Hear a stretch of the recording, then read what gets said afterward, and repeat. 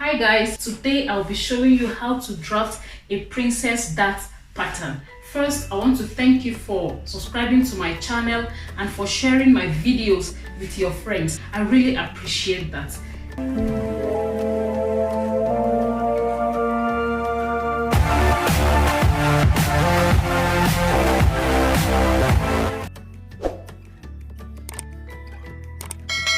The princess dart is just the dart from the armhole to the waistline.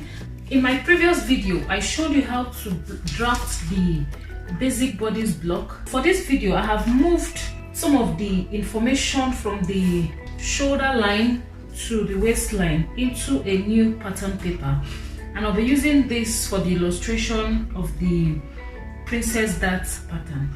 If you would like to know how I made the basic bodice block, I'll attach the link on the description of this video. So to draft the princess dart pattern, first I'll measure the armhole depth from the shoulder line to the depth of the armhole, and I got 10.5 measuring it. So I'll derive the midpoint, that's half of the 10.5, which is 5.25, and I've marked that here. I'll measure ½ inch above that midpoint and ½ inch below the midpoint. This will be for the armhole dart. Okay, then since I have measured ½ inch on the down part, I'll apply the same ½ inch on this point, so that by the time I join the two sides of the princess dart, this side will not be shorter. I'll also move this 1 inch dart allowance to the armhole, thereby extending the armhole by 1 inch, so that by the time I make this dart here, the armhole will not be shorter than it's supposed to be. Then on the bust line, I'm going to measure 1 inch above the bust line and 1 inch below the bust line. That's from the bust span, which was 4.5. All this information is available on the basic bodice pattern. Okay, so from this 1 inch above the bust line, I'm going to draw the line and connect it to the armhole.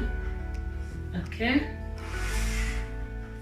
connecting the 3 points.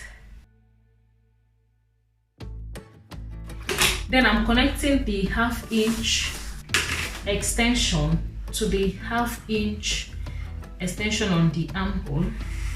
Okay, so I've created a new armhole on this side. On the waistline as well, I'm going to measure either ½ inch or 1 inch to the two sides of the midpoint.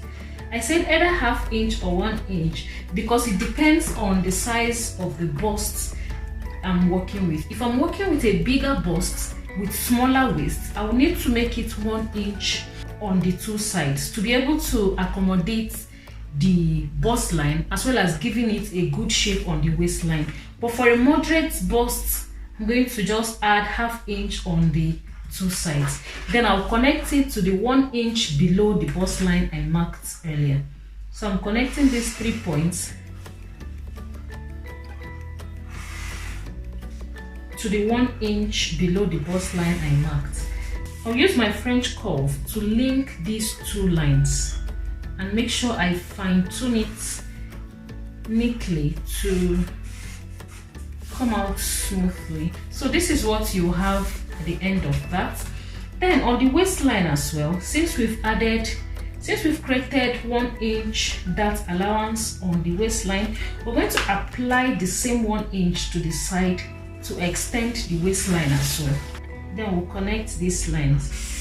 This is because if we don't move this 1 inch to the waistline is going to be shorter than the actual measurement. So that's why I've done that.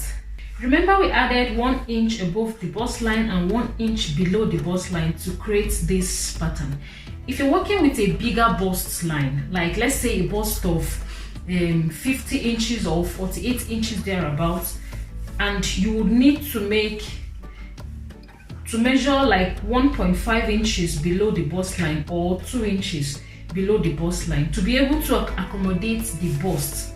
Okay, but we've used 1 inch because we're working with a moderate bust line. So I'll just cut out the pattern now. Note that we've not added any seam allowance to this pattern because it's just the body's block. So each time you want to cut it on a fabric, that's when you add the needed seam allowance on your fabric.